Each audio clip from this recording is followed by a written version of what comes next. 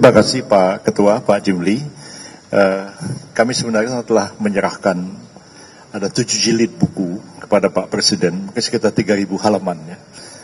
Ada yang ringkasannya, ada 13 halaman dan ada yang hanya 3 halaman. Dan tadi sudah diserahkan kepada Pak Presiden dan beliau sudah baca. Yang kesimpulannya adalah bahwa ada 6 poin dari kesimpulan yang dicapai oleh Komite Reformasi Percepatan Reformasi Polri.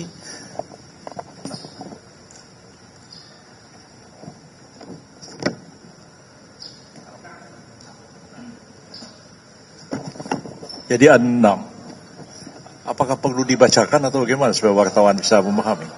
Dibacakan ya? Dibagi. Bisa dibagi, Pak? Kapan mau dibaginya? Nanti akan dibagi ya. Baik.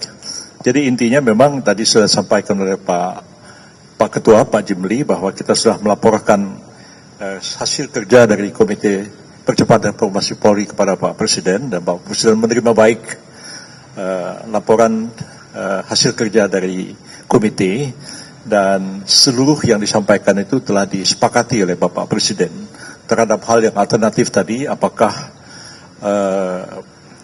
pengangkatan Kapolri itu langsung diangkat oleh Presiden, atau Presiden mengajukan 1 atau 2 atau lebih nama kepada DPR, dan DPR diminta persetujuan lalu Presiden mengangkatnya. Ada 2 pendapat dan Pak Presiden sudah memilih bahwa beliau tetap akan mengikuti apa yang berlaku sekarang, yaitu beliau akan mengajukan calon Kapolri itu kepada DPR untuk mendapatkan persetujuan, baru kemudian beliau akan mengangkat calonnya diajukan itu sebagai Kapolri. Hal lain juga yang penting adalah bahwa mengenai kedudukan Polri tetap seperti sekarang, Polri langsung berada di bawah Presiden dan tidak dibentuk Kementerian Keamanan atau Kementerian Kepolisian, atau meletakkan kepolisian di bawah kementerian yang ada sekarang. Tapi Polri tetap langsung berada di bawah Presiden. Yang ketiga, yang poin penting adalah keberadaan Kompolnas yang kewenangannya diperluas ya.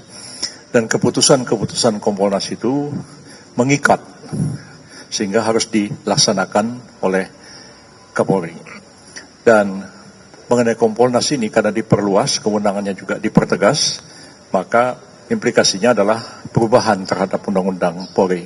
Dan itu tadi sudah disampaikan juga, tugas Pak Menkum, Pak Supratman, tugas kami semualah untuk mendraft itu, dan nanti akan disampaikan kepada DPR sebagai amandemen Undang-Undang Kepolisian yang ada sekarang, beberapa pasal khususnya terkait dengan Kompolnas, juga penempatan polisi di luar tugas-tugas kepolisian. Itu yang nanti akan ditegaskan dalam undang-undang. Saya kira itu poinnya yang dapat kami sampaikan. Terima kasih.